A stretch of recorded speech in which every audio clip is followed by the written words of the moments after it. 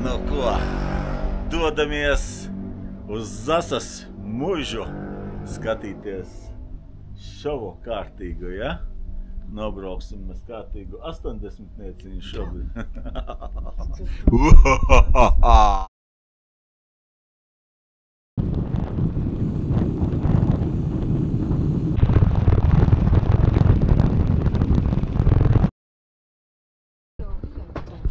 Es zinu, kas man ir. Man besī tas, vai tu nezini, samiriks vai nesamiriks. Tas bišķi tā kā atri.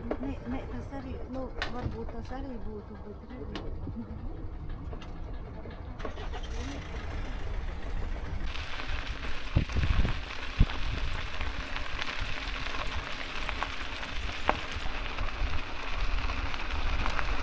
Lūgti Zasas muižas parkā.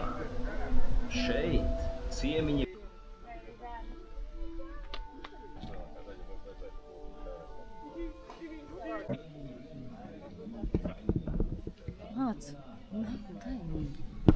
Visiem par prieku vienmēr tika spēlēta mūzika.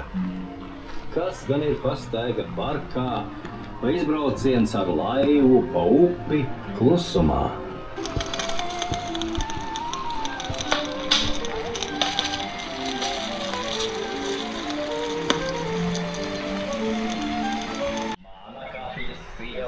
Prasa pagatavot pat tiešām izcilu kafiju, ko vienmēr pasniedza mums un viesiem pareizajā temperatūrā.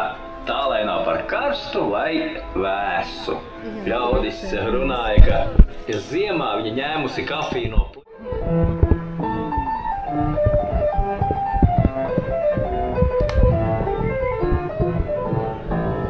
Dārgie viesi, aicinu jūs uz kafiju. Viesošanās Zasas muižas parkā.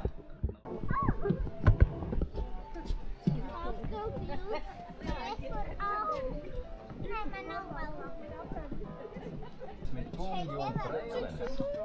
Arī viens no maniem labākajiem draugiem. Grāfs Tolstojs no Pēterpils. Šo tiltiņu, kas šodien lepni tiek saukts par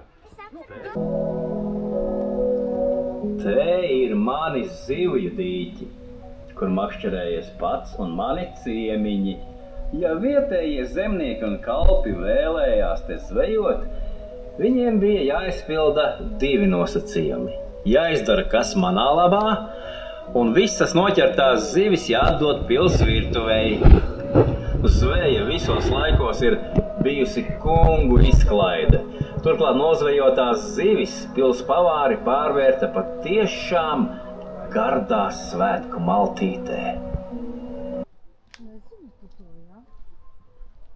Par to nezinu. Neko nezini.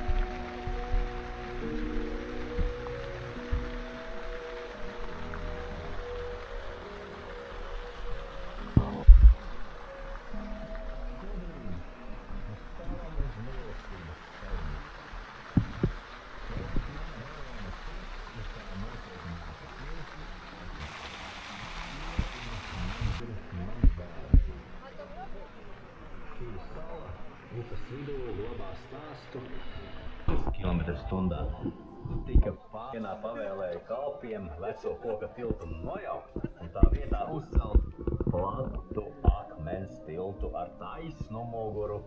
Viegli tiek tam pāri.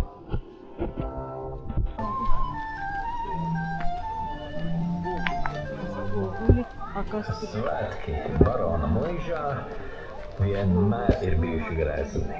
Nevien bagātīgi klāts galds un izklaides, bet arī grezni tērpi ir neatņemama svētku sastāvdaļa. Ja visu kārtu vīrieši visos laikos vairāk ir sacentušies spēkā un varenībā, tad sievietēm svarīgāk ir bijis izskatīties skaisti un cienījami. Graznas kleitas un aksesuāri, frizūras un rotas lietas, tas viss kā ikdienā tās svētkos dāmām lika just pārliecību un, protams, arī pastiprinātu kungu uzmanību.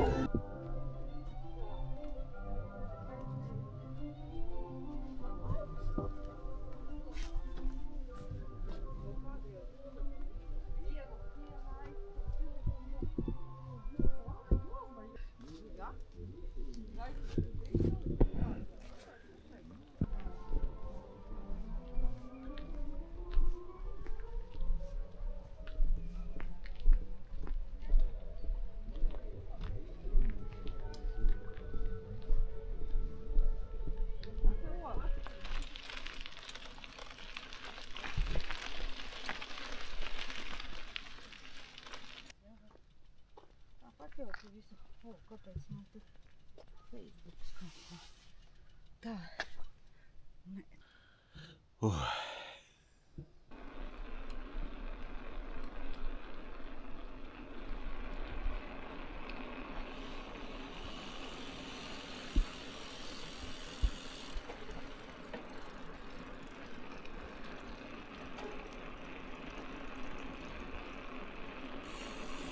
Tu braukšu arī. Es labāc.